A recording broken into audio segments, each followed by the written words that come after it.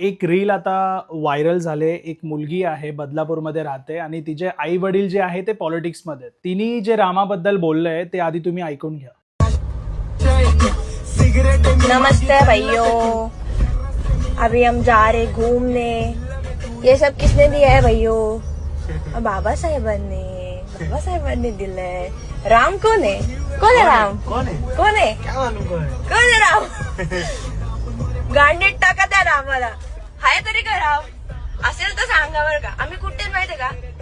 आम्ही अशा गावात जिथे रामाला मानतात आणि तिथे आम्ही काय करतोय? संविधान भाई, संविधान. तर हे पटतंय का? म्हणजे बाबासाहेबांबद्दल जर ही असं बोलते तर बाबासाहेब आपल्याला हे शिकवतात की दुसऱ्यांच्या धर्माला आपण कमी लेखायचं नाही, तर असं नावं ठेवायचं, शिव्या द्यायच्या. म्हणजे आई वडील जे शिकवतात आपण असं म्हणतो की मुलं तसेच वागतात, नाही तर तेच बोलतात की ह्या मुलीला आहे ना अशी शिक्षा झाली पाहिजे ना की आयुष्यभर हिने लक्षात ठेवलं पाहिजे, हिंदू देवताबद्दल बोलण्या अगोदर ही ना 10 वेळा विचार करेल. श्रीरामाने काय केलंय ते आम्हाला माहितीये आणि ज्या लोकांना माहिती नाहीये त्यांनी जर तोंड उघडलं नाही तर बरं होईल. हा व्हिडिओ पाहिल्यानंतर तळपायाची आग मस्तकात गेलेली. रामाबद्दल असं कोण कसं म्हणू शकतं? बाकी काही नाही, जातीवर वगैरे आजपर्यंत आपण कोणता असा मी व्हिडिओ नाही बनवला, पण हा मला बनवावासा वाटला कारण श्रीरामाबद्दल आपण तर ऐकू नाही शकत आणि जर कोण ऐकत असेल त्यांनी नक्की आवाज उठवा. आणि त्या मुलीसोबत जे पण हरामखोर मुलं होती त्या गाडीमध्ये त्या सगळ्यांना शिक्षा झाली पाहिजे. तिच्या आई वडिलांचं स्टेटमेंट ऐकल्यानंतर तिचे आई वडील त्यात म्हणतायत की ती नादान वगैरे आहे, तिने